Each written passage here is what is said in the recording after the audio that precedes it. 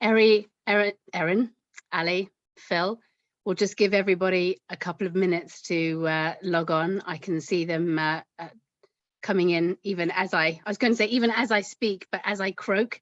Hopefully my voice will last the full hour, and we'll see where we get to. But otherwise, Phil will be the full voice of Enterprise Alumni whilst you're on the other side of the table. Great to see lots of people joining us today, lots of alumni leaders that we recognize names of, and lots of people who are interested to hear more about what we'll be talking to you about. So we'll give everybody another. We'll wait till the numbers stop escalating and escalating and escalating. We'll take a pause and then we'll do some introductions. And Phil, we'll have to get you to introduce yourself as well.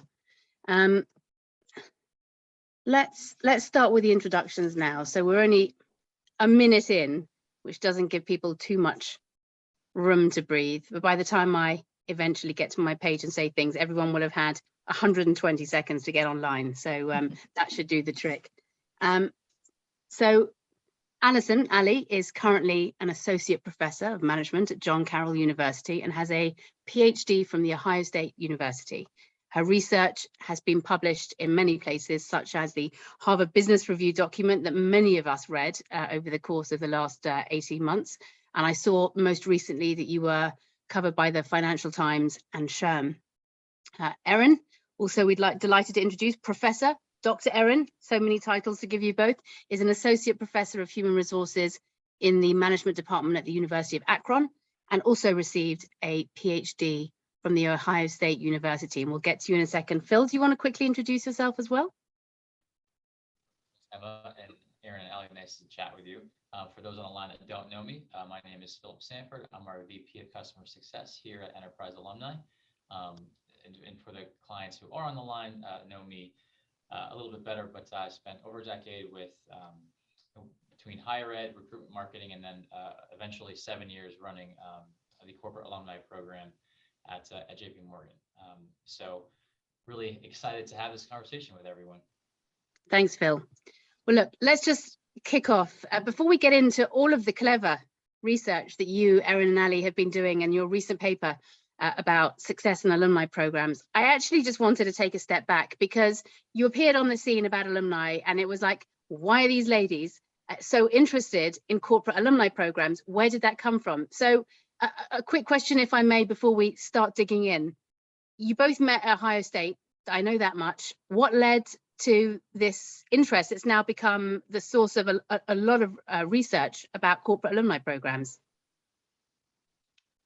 You want to take it? Sure. Yeah. So when we met at Ohio State, Erin was a couple years ahead of me, and so she left, got a job, and then I graduated. And pretty soon after, we realized that there's a lot of value in maintaining the relationships we made in PhD program, and a lot of time alumni at that level, it's looked at a little I guess differently, that we had to forge those connections. We had to go to conferences and network with each other. We started writing together with people currently in the program or former alumni. And so in our management research, we're like, this is a huge gap. We didn't even know there was such a thing as corporate alumni programs at the time, because we, both worked for a short amount of time before going back to grad school. And so to us, this was a huge opportunity to really offboard and kind of manage that process out of an organization and maintain connections that we saw personally at first as valuable for us, right? We weren't looking at it at first from the company's perspectives, but then we're like, wait, this does so much, this benefits for us. It was Ohio State, right? To maintain these relationships. And so it was a very personal start for us. And it was a really cool opportunity, and why we're so passionate about it is it integrated our research in management, employee flow, employee development in a way that also brought our interests in that community and friendship and value that we saw personally.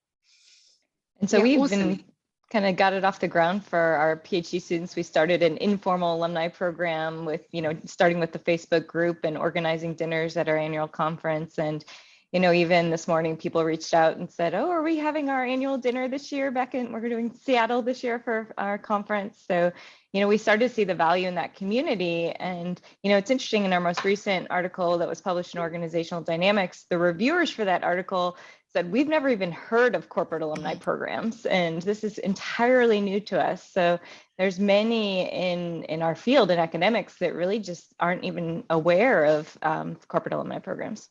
Yeah, it's a well-kept secret, I think it's becoming less of a well-kept secret. And as I said, I saw the Financial Times we were happy to contribute to, but I that's timed with a little bit time with the Great Resignation and this desperation to hire. So suddenly people are paying a bit of attention. But I guess, the boomerang hire side of things is really clear, right? People are looking for talent pools.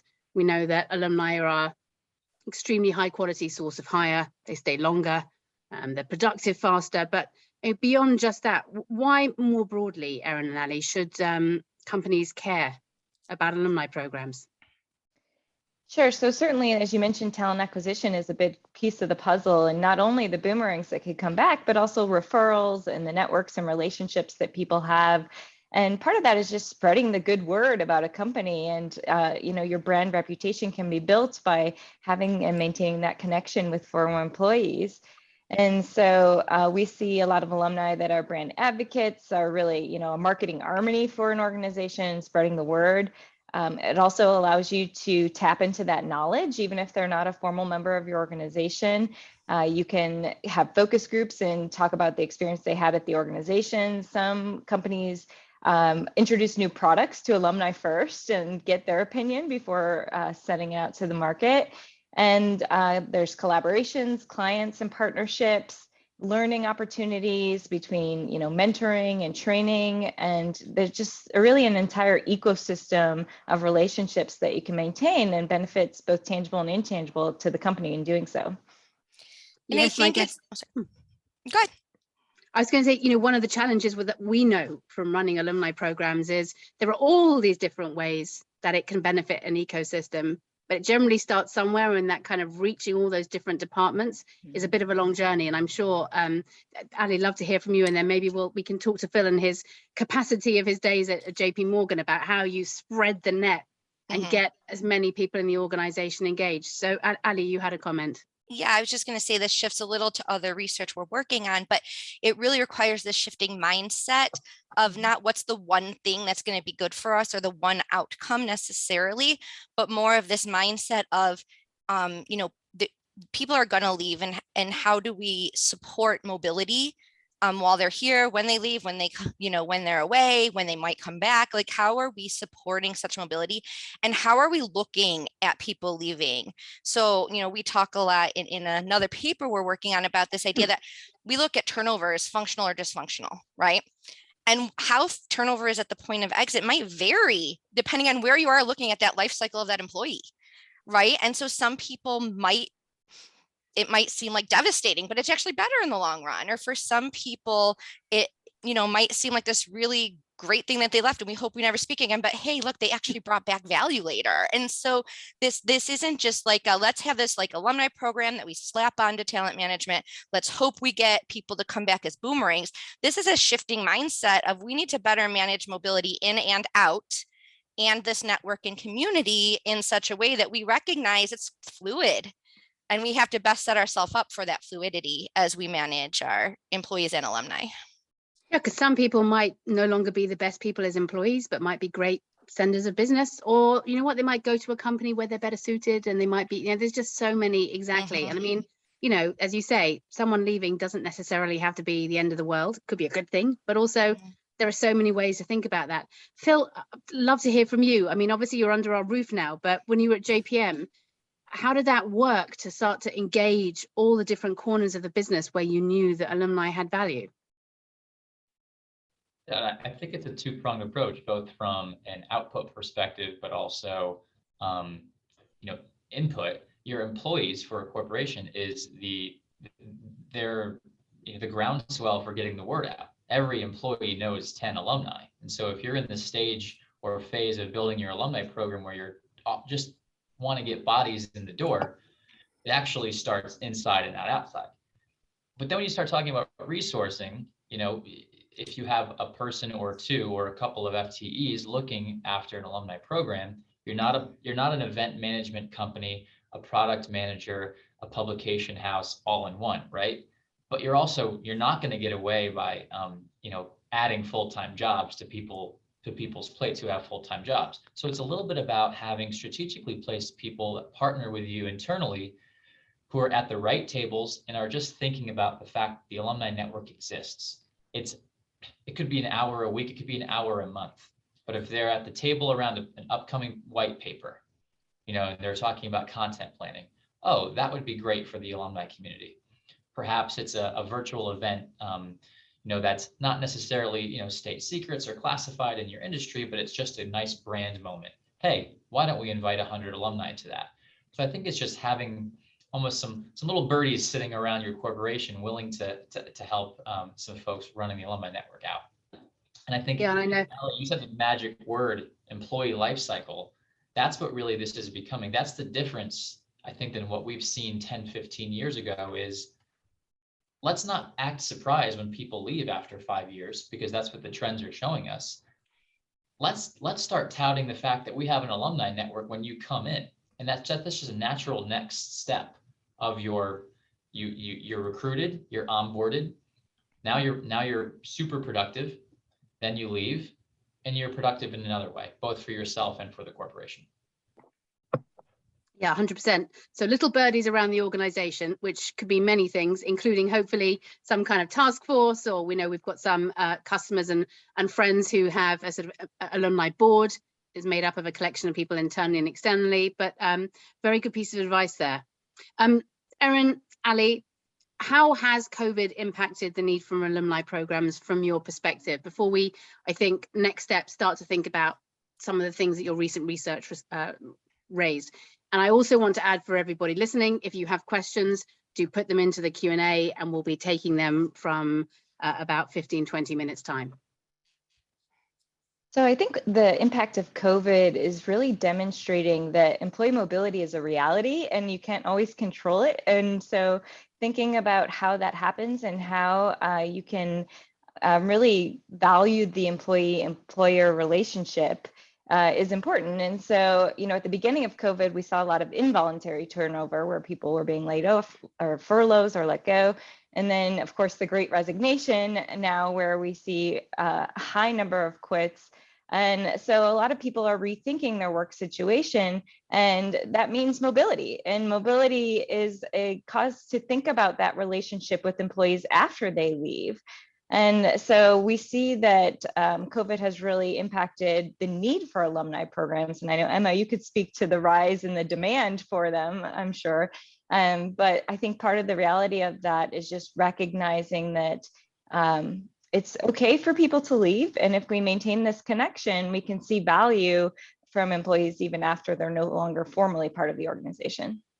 Yeah, and I think to myself constantly, look, it's a day job, but also from a business perspective, I just think, I say it all the time, spend all this time and money recruiting, retaining, upskilling, all these amazing things we do with people to just say, thanks, bye. Right. The day someone needs, we just wouldn't do that. No business would do that with anything else that they have spent money on. It's just not the way that you would treat an asset, so to speak, on your balance sheet. It's just, it's just sort of, it doesn't make sense to do that in many ways.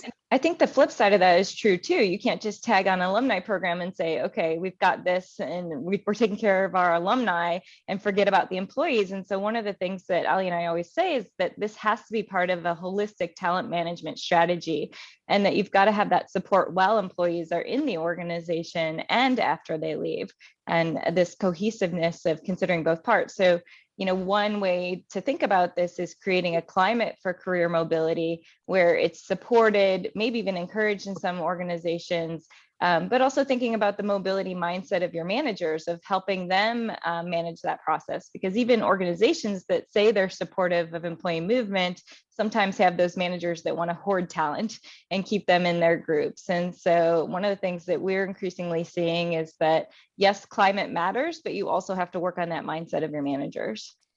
And one of the biggest, one of the things Erin and mentioned that we're seeing, and what really highlighted this for us in the people we speak with, is that alumni programs are often disconnected from the exit management process. So exit management happens at HR, and then somehow they get invited to an alumni program by someone, and maybe they talk to each other, maybe they don't, but there's this disconnect. And so, while exit interview data might be private and can't be shared individually, some type of aggregated data going to the alumni program managers about why people are leaving or what they're looking for, where, might be valuable, helping them know what to expect ahead of time. We use the socialization and onboarding literature and think about what should offboarding look like. We already know what this transition looks like, right, in one area. So how do we design that transition? And that's really what stemmed this Trails framework and article, is this idea that we do this systematically into an organization. How do we do this more systematically out of the organization, in a way that it's connected? And a lot of alumni programs come from, what we know about them, come from higher ed. A lot of the people we spoke with were in higher ed first. This is one way that's very different. We don't need to teach our treat our higher ed alumni like it's a continuum of their student experience. They're going, right, it's a very different experience when they're alumni. But here it does need to be, right? The process should be integrated, and it's a part of that life cycle. We're not going from one, from being student to adult, really, right? In a lot of scenarios that we think about in higher ed. And so that's a big difference that needs to be more fully embraced, I think, in some organizations. Yeah, thank you. And it's interesting because you both talk about that need for a glue, an internal glue, and for people to communicate. One of the things that we think about, that no doubt a lot of the people listening think about, is who is the right internal champion? And I guess A, to be a champion, B, because someone has to sign off on the resources, right? So do you start with a chief marketing officer? Do you start with a CEO? Do you start with the head of talent? Do you start with the new business development leader? I mean, it's just like, where would you say that people should start? I'll take this one first because it's our favorite professor answers. It depends. Is it? Okay, good. It depends. Is always it depends. It depends on the objectives of the program, right? So what are you trying to achieve? Where do you have the talent or resources to dedicate time? In people we've spoke with, we've really learned that you need a full-time equivalent, at least one, to really do this. In the organizations where people were splitting time, they had lots of goals and things they wanted to do, and things just weren't getting done. So where is there the talent? Where are the resources? Who is going to have the executive support? Where's that champion going to come from? And probably someone who works for them is then going to be that more internal person. So it really does depend on the objectives, the resources, the availability. And to Phil's point, the main thing is, and Erin's as well, is creating that climate. So you have the person who's championing this at the executive level, you have the person who's running it internally and that point of contact internally. But really it's having individuals who are still employees, individuals who are alumni, who are ambassadors and representing the program, and really generating this mindset among the internal and alumni that it's okay to leave, and let's maintain this relationship, and let's have this one-on-one. When we talk about alumni engagement, we all get, hundreds of emails a month to come to this webinar. And I know we're doing one right now, but it's that, hey, can you meet real quick? Let's have lunch, or let's have a chat. Here's what I want to talk to you about. That often connects and engages people. And so just, I don't want to say more quantity over quality, but having those people spaced out at different locations in different departments that understand the mission, that are able to share the appropriate information and able to champion the program and contribute to the design of the program is going to be important. So there's the things to think about, but it depends. Awesome, thank you. And before I pass to Phil, who's going to have a question, I'm just going to give the results of the poll. Of all the people that responded who've joined us today talking about the status of their alumni programs or not, companies, people online who've got a mature alumni program, something that's existed for over a year, 29% of us. Those who have a new alumni program, so something that's happened in the most recent 12 months, is 22%. thinking about it is 25%. I'm sure we'd all agree it's a good idea.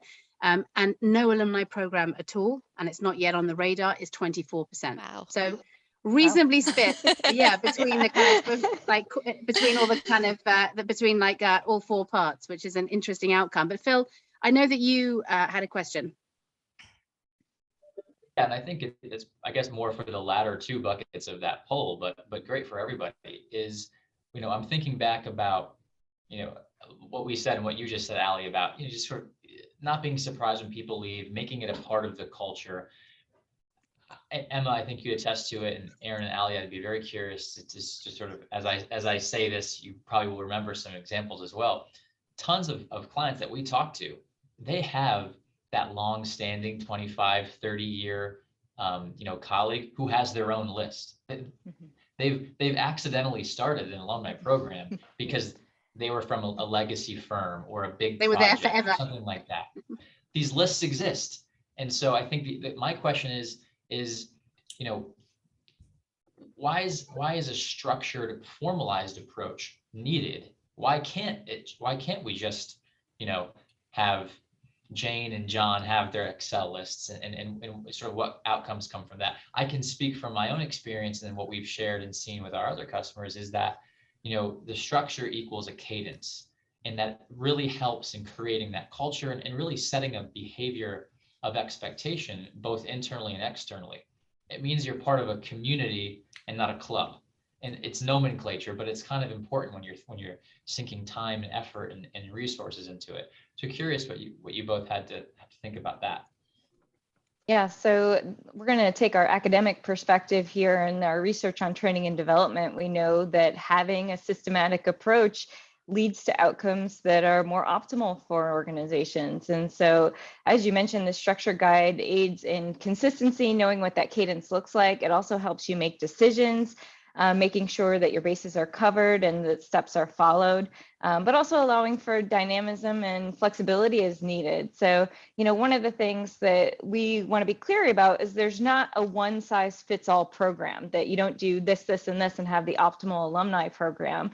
But having a resource or a guide for a process to follow allows companies to see what options do we have, what's available, and what steps or process is most relevant to us. And so it goes back to what Ali mentioned about knowing your why. Why are you establishing this alumni program? What's the purpose? Is it to build community? Is it to have more recruitment initiatives and boomerangs? Is it marketing, or is it to build client relationships? Or is it all of the above, right? And so having that purpose will drive which of these options are most beneficial to you as an organization. But what we do in the structured approach is follow the training and design literature. If you've heard of ADDIE, it's a popular model that really walks through setting the stage of why do we need this program, how can we design it, how can we develop initiatives for it, implementing it, and then evaluating the program. yeah. And well, we're biased. We're coming from the side of the organization and management, as many people here probably are. And so what's the benefit to the company? There's obviously value to alumni in starting those grassroots programs. Sometimes they end up helping both the individual and the company, and sometimes they end up a place to just vent about how much you hated where you worked. So you could control the narrative a little bit more if you're trying to proactively as an organization kind of set the tone for what we want the alumni experience to look like in a way that mirrors the employee experience. We got asked in our reviews for the paper, we wrote something about who to include. And one of the questions that really, really got us thinking, and why this might be so important coming from an HR stance, is we know women and minorities, there's discrimination in the workplace, right? And so if now we have these programs that aren't standardized and structured, and we don't know who we include and why, and what people are invited to and information they get, we could unintentionally be discriminating at its worst, or just having an adverse impact on certain populations. If we invite people of a certain status and they were all, let's say, white men, and we're not inviting other people to networking events and opportunities come from that, well, now we're missing the opportunity to create this diversity, equity, inclusion that I think are a goal of a lot of these programs we've looked at. Yeah, yes, and we had really. You're Sorry, Phil, we had a really.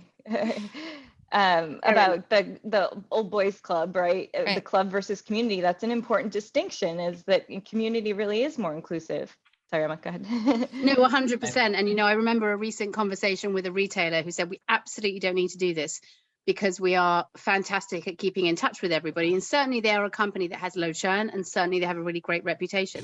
But what they said is that the leaders of the company were really great at keeping in touch with people they worked with.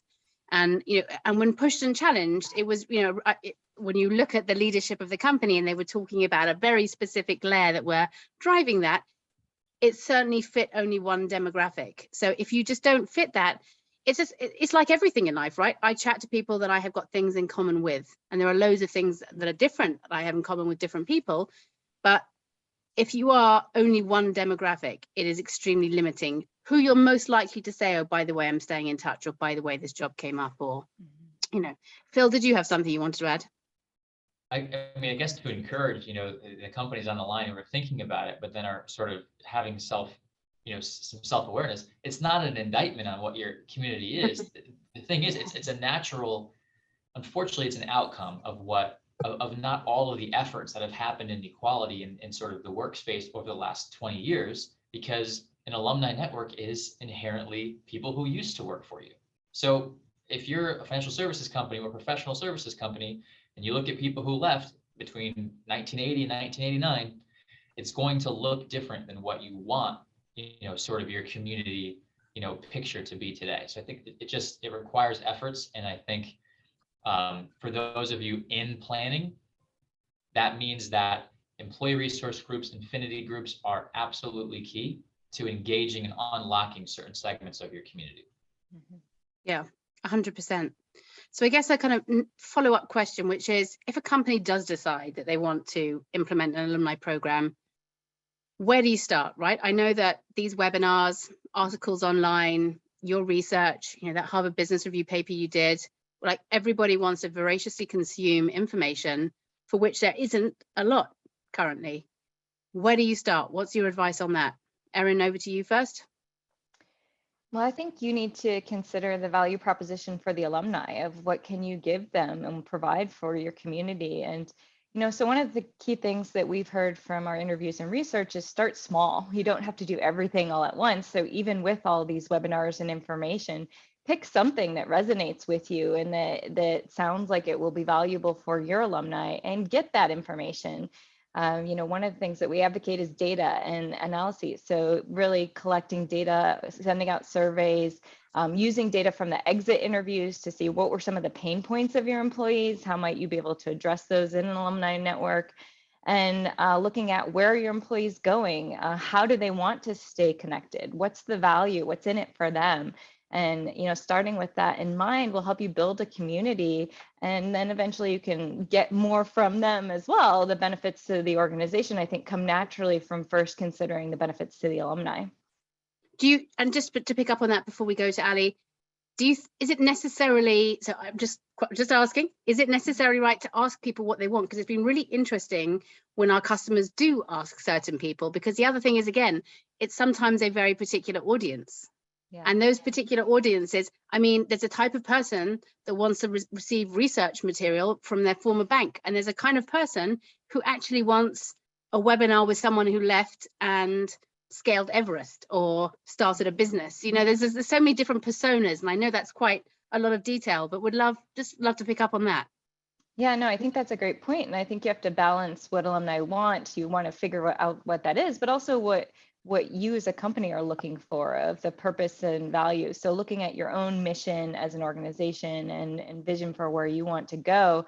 And, certainly you do have a lot of wants probably from your alumni. And so, one of the things that has become more popular, and Phil, you kind of mentioned this, are these alumni resource groups, or ways to build communities of practice within different groups of alumni. So having that information will allow you to start somewhere and build from that. And I think eventually you can meet the needs from diverse audiences of alumni. And I'll just add that it's not about meeting every individual's need at every moment in time, right? We are not customizing an alumni program for every individual. It's knowing as a whole, what are some of the things that would be valuable to people? So to your example, it's not necessarily tell me about someone who, went on hike Mount Everest, but it's kind of knowing in general, I'm interested in staying connected for relational purposes. I'm interested in staying connected because I might want to work here. I'm working at an organization where maybe we'll partner in the future. Like just knowing your audience is what's really important, not necessarily asking like micro level, what exactly can we do that will make you happy? And that comes from the training literature, right? So everything we do really builds off of that. So, and then once you have that value proposition, it's just about establishing if it's appropriate to develop the program, why you might want it, how it aligns with the goals of the organization, do you have the resources and internal champion? And, this comes straight from the training literature. I love training development. I do instructional design. Most of my research started there. That's what my dissertation was on. But the first thing I tell my students in training and development is let's identify when training's not the answer. Because there are times where you don't want to spend the time and money and energy because training's not the right response. And I think it's the same here. You need to know that this can move forward. And so we have to do all of that first. And we want, our goal is to help companies figure out how to make it happen. But in some cases, if it's not, let's not waste the time and energy and money. We have to be willing to really make this happen. And that comes from really questioning, what is this going to look like? Is it actually going to be operational? Do we have top management support and resources? Can we get a provider to give us the software that we need? And then I know the answer to that, Ali. Exactly. I was looking at you if you couldn't tell. I know. But and then establishing based on that information and the value proposition, what are the mission, vision, goals, and objectives of the program? What are the targeted measurable outcomes that we want? And that has to be the foundation of the program because that's what's going to help us determine how to design, what to deliver, and how to evaluate. Thank you for that. And I know Phil's got a question. I think I'm just going to before I pass to Phil, it's really interesting. I am on alumni programs. Obviously, I see all the work we do. I'm an alumni of a large company. And so I obviously am, a huge advocate for their program. And I often say, for those, especially those who travel through US airports or live in the US, sometimes my favorite things about alumni programs, outside of all of that, which we have to think about, is just the extremely human stories, right? I sometimes say, sometimes it's a bit like, for me, just my guilty pleasure, flicking through People magazine if I find it on the plane, not buying it myself, and just, reading the odd story about like bits and stuff and things that I might not ordinarily read in Time magazine or a very legitimate piece of publication that I should be reading. So I think the other thing becomes all of those things matter, but never forgetting that people are always interested to hear in people, right? They just, that's what they most want to do. Phil, over to you. So I wanted to talk a little bit about, again, that half of our listeners who are thinking about or are kind of planning on launching an alumni network or have a new one. We talked a little bit about where do we start, maybe where it sits, but one of the things that our customer success team thinks about on a day-to-day basis, hour-to-hour basis, is what does a day one alumni program like offering look like? I certainly have some thoughts and some things from my experience, what we share with customers, but I think really interesting to hear what's that low-hanging fruit. Ali, you said something that really resonates with me. We're not creating a custom alumni program for that person and that person and that person.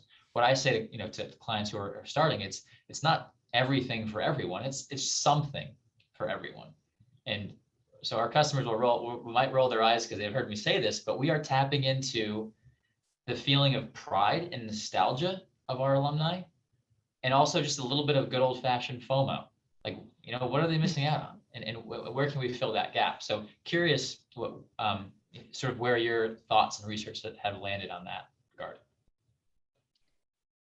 So I think this goes back to something we talked about earlier, that there's not a one size fits all program. And so, I don't think we would have a concrete recommendation to say, do this first and you'll be successful. But, one of the things that we've been working on is coming up with a framework of possible options or activities. So I don't know if I can share my screen or if someone else wants to share the slides that we have for today. Because I think this will give an overview. Do you want me to do it or? You should feel free, of course. Yeah. Okay. So let me know if you can see the slides. There we Let's see go. it. Mhm. Okay.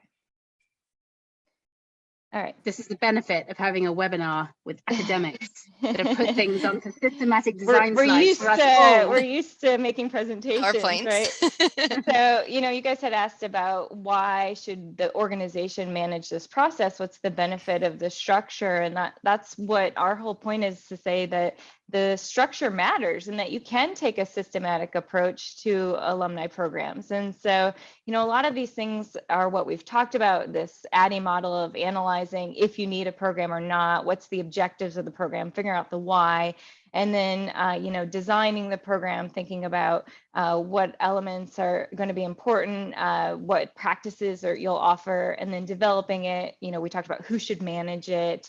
We can talk a little bit more about how to market and sustain, and then implement and evaluate. And we'll talk a little bit more about those later. But, the next thing I wanted to share here is the Trails framework, which was really what we came up with of what are the options for alumni programs. So we've done a number of interviews and a systematic evaluation of alumni programs.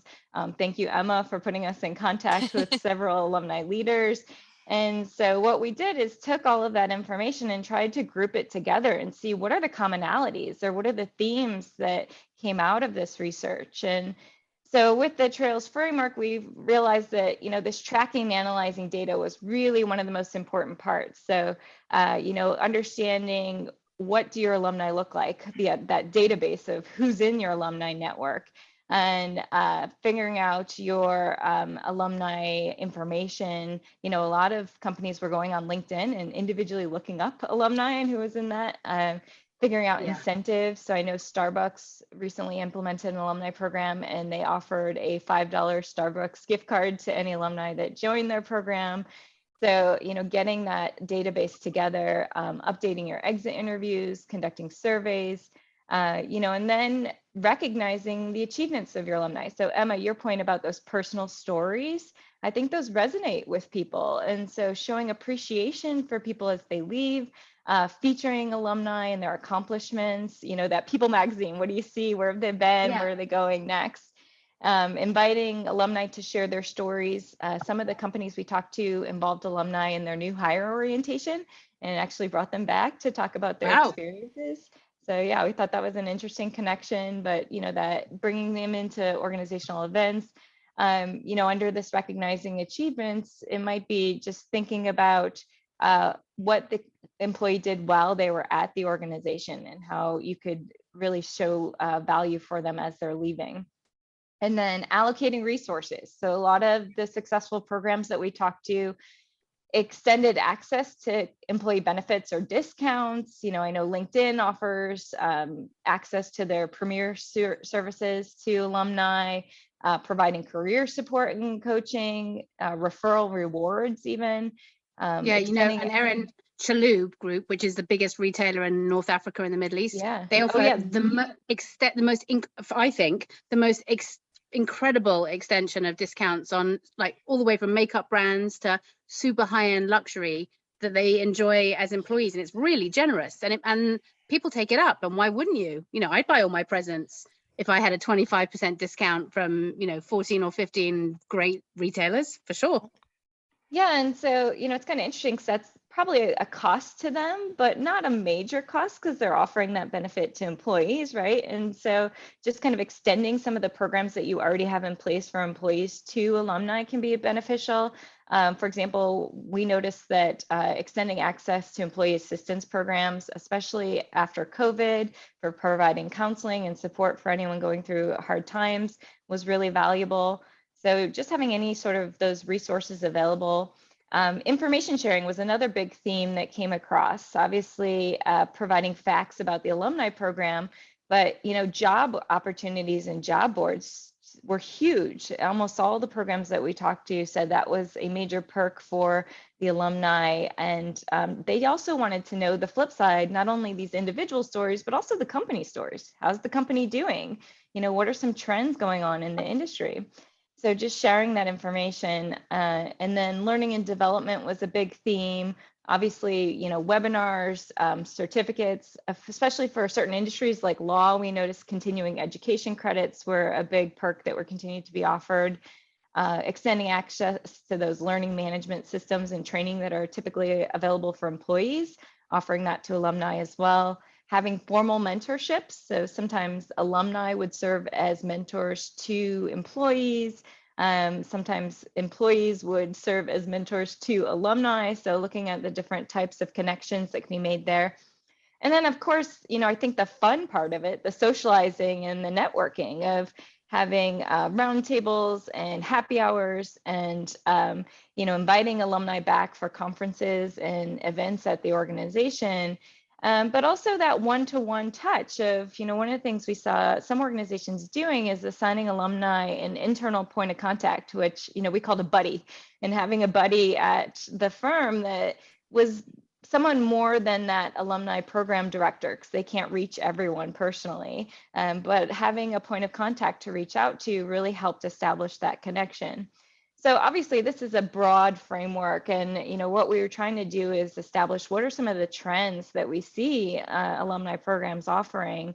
And so to your point, Phil, of what can you do if you want to start, I think this is, here are some options, and kind of go through and see what fits those objectives of your program and what might be most valuable for your own alumni and your organization. And just a Brilliant. quick follow up to that, to the question, Phil, is the standard, it depends. But one of the things Emma said before is we want to hear people's stories. You read People magazine, and we know from so much research that people have this innate wanting to belong, right? This sense of belonging that we crave. We're kind of social by nature. Even if we're introverts, we need those connections, right? And so, Yeah. The common theme we saw, and one of the value propositions we saw most on websites, was about this building a sense of community, staying connected, having this relationship. So something that, if that is one of the goals or objectives, something that starts there with just, building whatever that might be. And it could come from any of these different trails examples, but, something that achieves the goal, that fits within the resources we have, that's appropriate for our job and industry, that takes into account the feedback from people. That's how you would then choose what's appropriate for day one. But regardless of what that looks like, I do think that it's the sense of belonging to something that's going to keep people engaged. Because once you're a part of multiple different.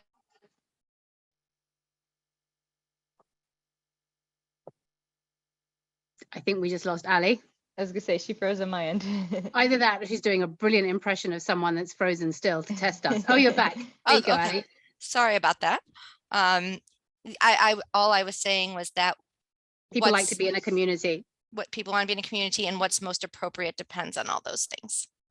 Thank you. Brilliant. And one of the things, well, it all resonated, obviously, but one of the things that particularly resonated that we talked about recently at a conference was that point about learning and skills and extending it. I always say there's all these statistics about how mobile certainly the younger generation are. 93% of people move for a promotion that are Gen X purportedly, according to Gallup. I mean, there's statistics everywhere, right? So if people are going to leave, if they're probably going to leave pretty quickly, there's a reasonable chance they'll come back to you. And it doesn't really cost very much. There's lots of reasons, for example, if you're spending so much on L&D, why not extend those modules to people after they leave? Because that's actually beneficial. I'm kind of, quite a way into my career, but if I was in my 20s or my 30s, or was still in a large enterprise as opposed to have started a business, and I wanted to have access to brush up on finance, or what does a balance sheet mean, or whatever else it might be, some coaching, I would absolutely want to access that, especially because it'd be quite high quality. That was saying, I forget who said it, but or maybe it was just a meme, who knows, but it resonated, and it was, HR lead to CEO says, what happens if we invest all of this money into our employees and they leave? And then the CEO says, what happens if we don't invest all this money into learning and development? And then if you extend that, right, because we're extending the employee life cycle, right? Yeah. If you're focused on rehiring your alumni because you value the experience they're getting while they're outside and walking on the grass, whether it be greener or not, you probably don't want their learning and development to just kind of press pause while they're outside of your doors. You can kind of continue that. So I think that it's really a no-brainer. And as long as it can be segmented, you could probably appease the L&D folks saying, no, of course alumni aren't going to get everything, but they can get some things. I totally agree. Well, look, I'm going to ask one more question of Ali and Erin, and then we'll go to some of the questions that we've received in the chat, in the Q&A posts. So I'm going to pick a really easy question that's really light touch for an answer. Ali's smiling because she knows it's obviously not true. How do you know? So you're only going to be able to touch the surface of this, right? And there's lots more reading we can do afterwards around this, but some tips. How do you know if your program is successful? Just a little light one. Yeah, that's great. So what you measure, I think, has to depend on what it is you're trying to achieve. But we look at it in the same way we look at evaluating training. So we look at measuring the reactions of the alumni. Are they satisfied with the programs? Are they, kind of just feeling good about what's being offered? We look at their behaviors. Are they attending? Are they clicking on things that are being sent to them? Are they participating in what we're asking? Are they offering guidance and filling out surveys? Are they what we're going to call engaged here, but are they behaving in a way that we expect? And then there's the ROI. And can we track, are there boomerangs? Have there been employee referrals? Is our reputation improving? Net promoter scores, looking at Glassdoor and seeing, are our former employees rating us higher now? And then looking at those social capital connections people have, just kind of monitoring. And to Phil's point before, you can't look at every lunch someone's had with a former employee ever, right? But kind of having a grasp on, are there still connections between alumni and alumni, between employees and alumni, between boomerangs, do they have a shared experience as a boomerang where now they're connected, and really understanding where are our partners, who is a supplier or a client for us, what revenues come back to the company because of this. So there's a lot of levels to look at, and it really depends on what the purpose of the program is, what we need to share with whoever is investing and funding, giving the resources for this, and then what helps us grow and develop and be sustainable in the future. Brilliant. And Phil, if I could ask you quickly before I go to some of the questions we've got from people, and that Glassdoor point, by the way, really resonated, because if you want to improve your Glassdoor, ask some people that have left that are happy with you. But Phil, how did you track success at JP Morgan? Because I know that there are lots of things that we help our customers measure, right? Boomerang hires, there's a collection of things we can track. What about when, I don't know, the CEO hosts an event around the world, somewhere around the world? How does that even work? How do you track that? But when you asked that question to Ali about how do you know your program is successful, I wanted to be like, is your CEO happy? Right. If it was a plan. And that's obviously tongue in cheek. So, in my experience, there are some things that are quantitative, sure. Boomerang hires, intended applicants, engagement for engagement's sake, open rates of newsletters, and things. Is your audience captive? Is it a meaningful, tangible, impactful channel for other things? A lot of our customers might have consumer-facing products. Is the alumni group a population that could be sort of used for those types of communications? But Emma, what you were just saying, one of the things, so the more senior your stakeholder is, the quicker yes you might get, and it's easier to escalate some things. Hey, I'm having trouble doing this, like having trouble doing that. But when you have your cocktail reception, the socialized S of trails, and your CEO is shaking hands, or your senior partner is shaking hands with 50 people who they all know, maybe personally and at least by name because they're VIP alumni, et cetera, that's a capital, that's a buzz that will stay with the executive team for weeks, months, and can really help drive the value. So if you're thinking of your pyramid of your alumni population, it's a shared experience for most. There obviously will be executive alumni, VIP alumni who are in certain places, but those relationships and that buzz allows the alumni program the space, the budget, the legitimacy to offer the sort of global or wider net programs. Yeah, well, I mean, I remember when I went to the actual Rothschild's launch, and one of the things that one of the most senior leaders was most excited by was seeing the heat map of where the alumni were from around the world. So much had been done. And by the way, obviously recognized all the other work, but that was something that the whole board were like, oh my gosh, look at our alumni all over the board. And still to this day, when I see the chairman of that particular bank, which I do from time to time, talks about all those sorts of, and so it's really interesting, right? There's like, if you're managing a program, you feel you need, you've got to report things. Very different when you're thinking about the C-suite and what success means. Now to get to some questions, we've got quite a lot coming in. I think let's just quickly pick one off the topic that we just touched on, which was L&D resources. Emma Kennedy has asked, do people experience challenges to offering L&D resources from a firm perspective risk? They're often by nature a bit subjective and can open up the firm to criticism. Can this fear be placated? I guess a quick point from me, which is, I don't think we've ever come up with any resistance from any customer who has ever thought about extending their L&D, because I don't know what the risk is if it's fairly generic. If you're not providing qualifications, if you are providing access to a course that's legitimate, even some of them extend things like mental health programs. I cannot think of one example where we've ever seen that. But Ali and Erin and Phil, obviously, as you speak to so many corporates, if you have a comment about that, that would be useful. I think our experience has been consistent with what you said, Emma, that every program that we talked to experienced no issues in extending their LMS and their training programs, and they found value from it as well. So for example, some of the companies we talked to said they offered certain training that they knew they needed as an organization, in hopes that those people would be boomerangs and now have the training to come back and be ready to go in certain areas. So it seemed like there were more benefits than risks.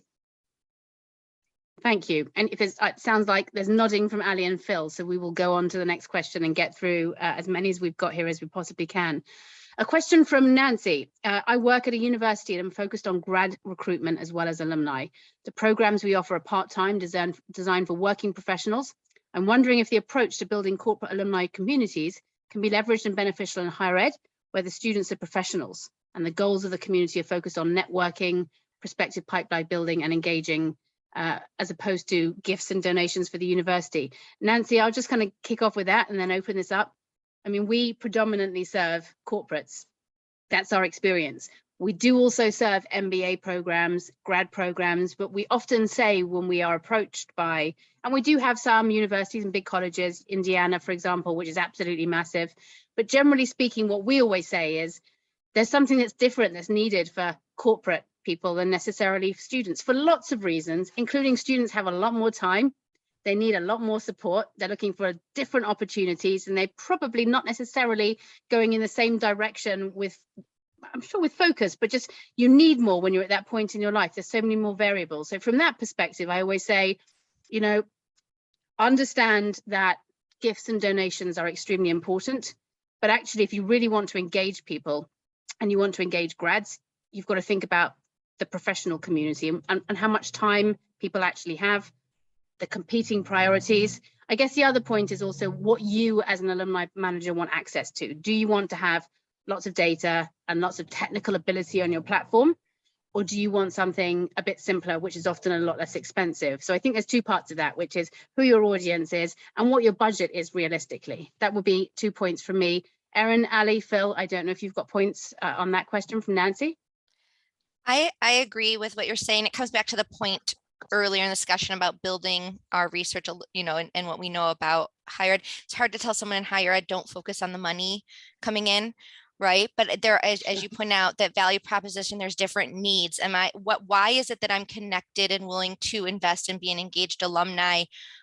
It varies depending if I went there for 4 years, had the best time of my life, and you know my undergrad experience was a very different way of connecting and identifying to the organization than if a part-time professional who comes back to get a degree while I'm working. And so that where's the back to the knowing your audience matters a lot, and what it is that you hope to provide to those alumni and what they can provide you is going to differ. And so if you don't think that strength and identity and that sense of belonging is going to come from having been a traditional undergraduate student in a way that we reach out and you want to continuously invest your entire career and donate, well, then there's a different way to leverage that. So I think that's a great question. And it's definitely worth exploring what you can do with a community of part-time professionals who don't necessarily identify as strongly with the organization as their, alma mater and part of their persona, but do identify with maybe their program or, what it is that helped them achieve later in their profession. So I guess my answer is yes. Yeah, I think it's a great point because I think that higher ed alumni programs that just focus on money, and the only time I hear from you is to say, can I have more money, that it does not want to make me engage with you.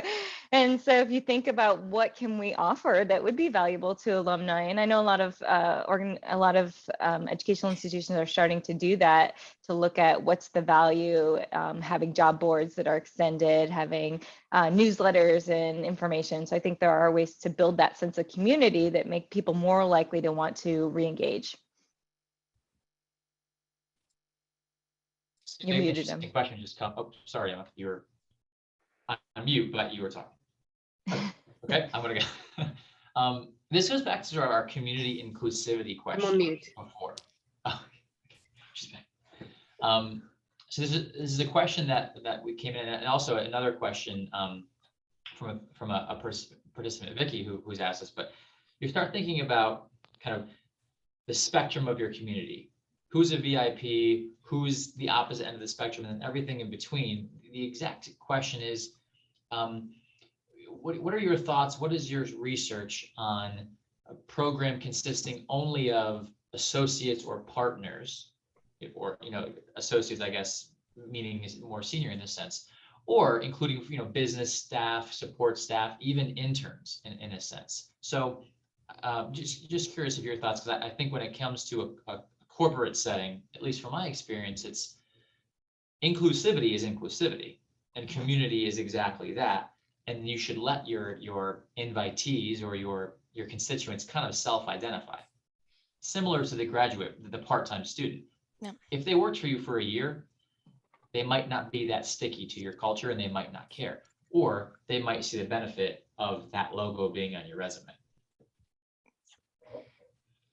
Yeah, I mean, I think we would argue inclusivity is the way to go, and that all levels, all types of leavers, all employees, with the one exception being people who engaged in unethical acts or, did bad things or illegal activities. Those might be exceptions to being included in the alumni network.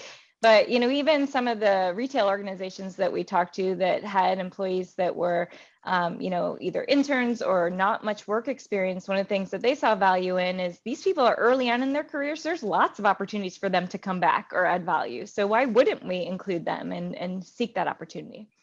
And to the inclusivity piece, that's where the micro communities and self-identifying into those could be valuable. So if a program's, it doesn't even have to be that large, but kind of large enough to have little micro communities where it's like everyone's invited, here's the baseline, everything that's offered. If you self-select into this, if you worked at a law firm, you might not want to do the CLEs if you were staff because you don't need them and maybe wouldn't get value from that or understand them, right? It's just outside your domain. But that's where you could self-select into then that type of program or that type of option. So I think there's a lot of value to just including anyone who's eligible, which we would argue is most people, and then letting people kind of self-select into those things that are appropriate for them or having those micro communities. I think there's having VIPs or having labels is, it does that come at the expense of people thinking it's inclusive. Yeah, and we have customers like Marks and Spencer's who call it the M&S family. So actually they want to be inclusive. We've got some customers who include their former alumni, but use, excuse me, my voice is hanging in till the last second, but also include, for example, some recruitment firms that want to stay in touch with people that they place, but they want to keep in a community, right? Alumni is a pretty broad term, ultimately. I guess one quick point, and then we get a sign up. We have a question from Rebecca about, do we know how companies manage giving referral bonuses? And I'm sorry to hear you've been told by accounts payable that it's quite complicated. Ultimately, Rebecca, it's a question of systems and software, unless you want to sit and track all these things manually, which I'm sure you don't. I don't know what you do and where you are, but that would probably be a nightmare. So that is a question about systems. From our perspective, we can talk to you about how we manage that separately, but perhaps your ATS software as well can help you with that. I guess that leaves me to thank Ali and Erin very much for joining us to talk about their work. We obviously shared their recent paper with everybody attending, and we'll do so again afterwards. Phil, thank you for attending, both to give your perspective from running the JPM network, also from obviously leading our customer success sort of position, and also in case my voice just didn't last till the very end, but I've got just enough to just get to this last bit. So very, very, very interesting for all of us, no doubt for everyone attending, and we'll look forward to reading more of your papers and more of your work. Thank you, everybody. Thank you. Thank you.